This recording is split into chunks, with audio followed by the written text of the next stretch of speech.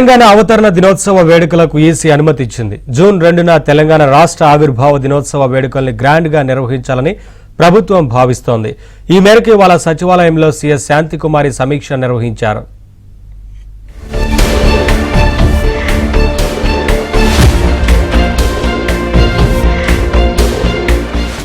కాంగ్రెస్ ప్రభుత్వం అధికారంలోకి వచ్చిన తర్వాత జరుగుతున్న మొట్టమొదటి రాష్ట్ర అవతరణ దినోత్సవ వేడుకలు కావడంతో సర్కార్ దీన్ని అత్యంత ప్రతిష్టాత్మకంగా తీసుకుంది. వచ్చే నెల 4న పార్లమెంటు ఎన్నికల ఫలితాలు రానుండటంతో జూన్ 5 వరకు ఎన్నికలు కూడా అమల్లో ఉండనుంది. దీంతో ప్రభుత్వం వేడుకలు నిర్వహించాలని ఈసీకి లేఖ రాసింది. ఎలక్షన్ కమిషన్ అనుమతి ఇవ్వడంతో పెరేడ్ గ్రౌండ్ లో వేడుకలు ఘనంగా నిర్వహించాలని సర్కార్ ప్లాన్ చేస్తోంది.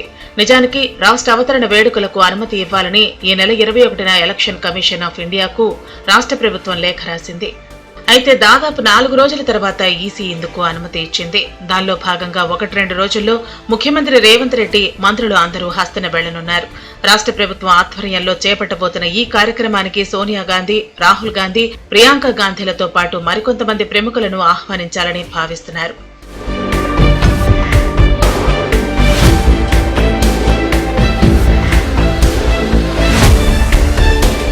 వాస్తవానికి ఈ నెల 18న కేబినెట్ సమావేశం జరగాల్సి ఉండగా ఎలక్షన్ కమిషన్ అందుకు అనుమతి ఇవ్వలేదు. 2 రోజుల తర్వాత ఈ నెల 20న షరతులతో కూడిన అనుమతి ఇస్తూ కేబినెట్ భేటీ జరుపుకోవాలని ఆదేశించింది. ఈసీ నిబంధనలకు అనుగుణంగా మంత్రివర్గ సమావేశం జరిగింది. అయితే ముందుగానే ఈసీ అనుమతి ఇవ్వడంతో ప్రభుత్వం మంత్రివర్గ సమావేశంలో కొన్ని కీలకమైన నిర్ణయాలు తీసుకోవాలని భావించింది. కానీ ఎన్నికల కోడ్ కారణంగా ఇది సాధ్యం కాకపోవడంతో కేవలం ఆన్ గోయింగ్ స్కీమ్లపై మాత్రమే చర్చ జరిపింది. తాజాగా జూన్ 2న రాష్ట్ర ఆవిర్భావ దినోత్సవ వేడుకలకు ఈసీ అనుమతి లభించడంతో ప్రభుత్వం ఘనంగా నిర్వహించాలని అన్ని శాఖలను ఆదేశించింది. రాష్ట్ర ప్రభుత్వానికి ఇది మొదటి కార్యక్రమం కావడంతో 10,000 మందితో పెరేడ్ గ్రౌండ్ లో భారీ ఎత్తున బహిరంగ సభను చేపట్టాలని యోచిస్తోంది.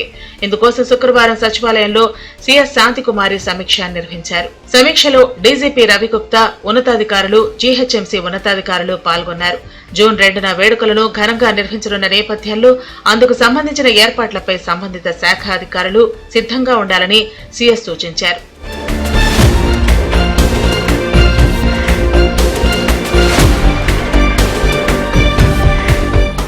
ఇదిలా ఉంటే రాష్ట్ర అవతరణ వేడుకలను ప్రభుత్వానికి ధీటుగా నిర్వహించాలని బీఆర్ఎస్ ప్లాన్ చేస్తోంది.